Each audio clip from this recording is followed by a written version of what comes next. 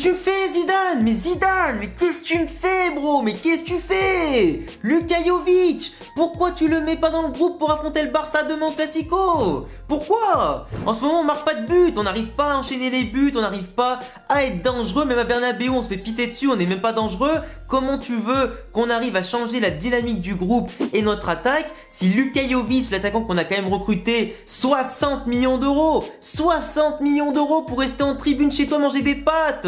C'est pas possible, gros. Alors Zidane, je t'aime pour tout ce que t'as fait au Real Madrid, je t'aime, je te respecte, t'es le meilleur joueur de l'histoire peut-être, ou du moins un des meilleurs, mais en tant qu'entraîneur, à des moments, je me questionne. S'il te plaît, dis-moi pas que Luka Jovic, il a pas les compétences ni les qualités pour jouer au Real Madrid. Sinon, pourquoi pour 60 millions d'euros, on est parti chercher lui à l'Eintracht Francfort après qu'il ait marqué 30 buts toutes compètes confondues en Allemagne du coup avec la Bundesliga, la Coupe d'Allemagne, l'Europa League, même avec la sélection du coup de la Serbie. Pourquoi on est parti chercher un Luka Jovic à ce prix-là qu'on aurait pu prendre un joueur peut-être un peu meilleur, plus expérimenté pour un peu plus? Pourquoi on n'a pas pris un Mohamed Salah, un Sadio Mané ou je ne sais qui d'autre, un Haaland tout de suite ou n'importe qui, un Timo Werner, je sais pas. Mais pourquoi on a pris lui si c'est pour pas le faire jouer et le laisser en tribune? Comment tu veux que le petit, là, actuellement, là, il prenne de la confiance, qu'il soit régulier, qu'il ait du temps de jeu? C'est déjà, à part le faire rentrer pour les arrêts de jeu de tous les matchs, tu le laisses en tribune dans les gros matchs. Vous vous rendez compte, les amis, que même les relégables ou n'importe quelle équipe en Ligue des Champions maintenant n'ont plus peur de se déplacer au Real Madrid depuis l'an dernier. Ils ont plus peur en tout cas de recevoir le Real Madrid non plus. On n'arrive plus à marquer plus de 2 buts dans les matchs, sauf quasiment les 36 du mois.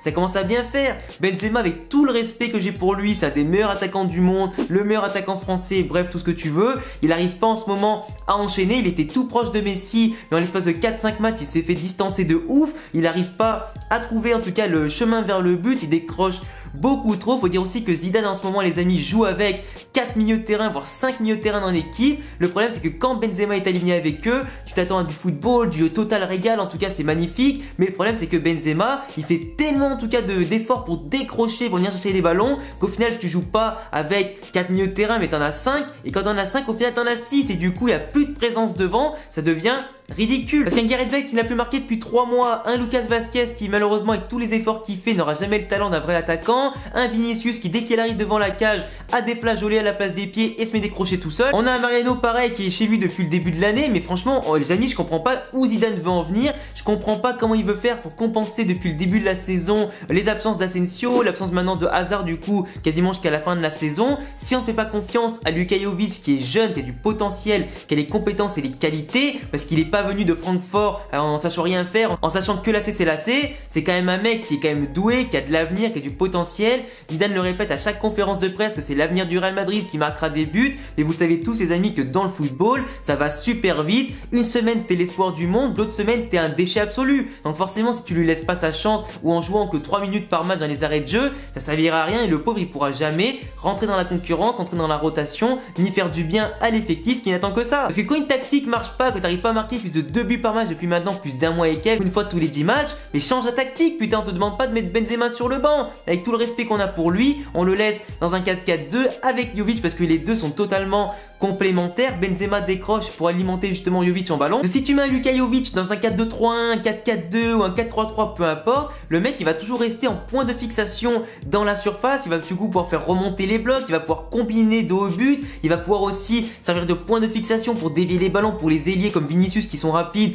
ou Rodrigo de l'autre côté ou Gareth Bale, peu importe. On a quand même un mec qui peut t'amener de la diversité dans le jeu, d'amener de la puissance aussi devant, qui peut prendre des ballons de la tête, tirer de près, tirer de loin, du pied gauche, du pied droit. C'est un mec qui est hyper complet. À Francfort, on l'a bien vu sur les reprises à une touche, les contrôles frappes, etc., les crochets, la vitesse qu'il avait. Pourquoi on s'en sert pas? Est-ce que t'attends, Zidane, que Jovic se barre l'année prochaine pour un prix beaucoup moins élevé que ce qu'on l'a acheté pour qu'il puisse ensuite percer ailleurs en première ligue ou je ne sais où? Ça par contre, ça me foutrait les boules. Et venez pas me dire que si Luka Jovic part, on aura du coup Haaland pour 75 millions. Certes, Haaland, j'adorais qu'il vienne au Real Madrid, etc.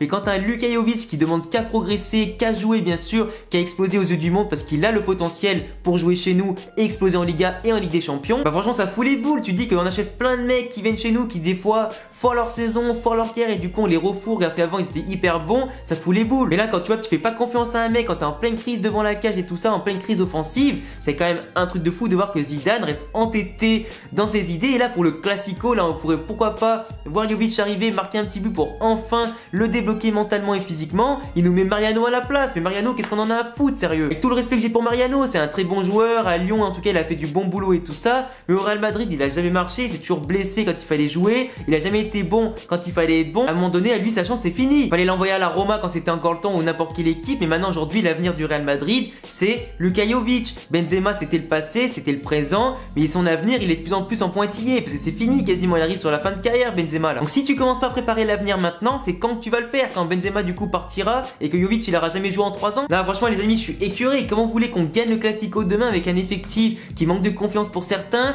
un équilibre aussi qui est mal fait en termes de temps de jeu, de répartition, de régularité? Je pense très clairement que le Classico de demain va s'annoncer très dur. Ça va être compliqué pour le Real Madrid de remporter le match à domicile après tant d'échecs contre les grosses équipes à domicile, voire quand même contre les équipes moyennes. J'espère vraiment que tout le monde va se relever après l'échec contre Manchester City. On aura le couteau entre les dents, qu'on ira chercher la victoire contre le Barça. Ça ferait beaucoup de bien au mental, au physique des joueurs, etc. Ça conforterait Zidane dans ses idées. Franchement, on fermerait tous nos gueules si ça fonctionne. Je suis le premier supporter du Real Madrid, les amis, a toujours adoré les choix de Zidane, de l'effectif et tout ça. À suivre, même quand ça va pas, je critique juste quand il le faut. Mais là, je pense que quand même l'effectif a besoin d'un changement, d'une nouvelle en tout cas tactique, d'une nouvelle organisation pour permettre de marquer des buts et retrouver la machine offensive qu'on a toujours été. Donc voilà les gars, j'espère en tout cas que cette petite vidéo vous a plu. Vous savez que j'aime le Real, j'aime Zidane, j'aime tout le monde, j'aime Luka Jovic. J'aimerais en tout cas que tout le monde puisse jouer d'égal à égal, qu'on puisse tous aller dans le même sens pour progresser et remporter des titres cette saison. Je vous laisserai en tout cas les amis me dire en commentaire ce que vous en pensez du cas Luka Jovic au Real Madrid, si Zidane a raison de le boycotter, s'il devrait justement le faire jouer avec Benzema ou sans Benzema. Dites-moi tout ça en commentaire. Je vous laisse également mettre un gros pouce bleu si vous kiffez mes vidéos, vous abonner, cocher la cloche si vous voulez davantage d'analyses sur le football, la Liga, le Real Madrid, le Barça, les équipes du monde entier et tout ça. Du coup abonne-toi, coche la cloche pour pas rater mes prochaines vidéos. T'as aussi le lien de mon Twitter et de mon Insta en description. À bientôt les gars pour prochaine vidéo, ciao.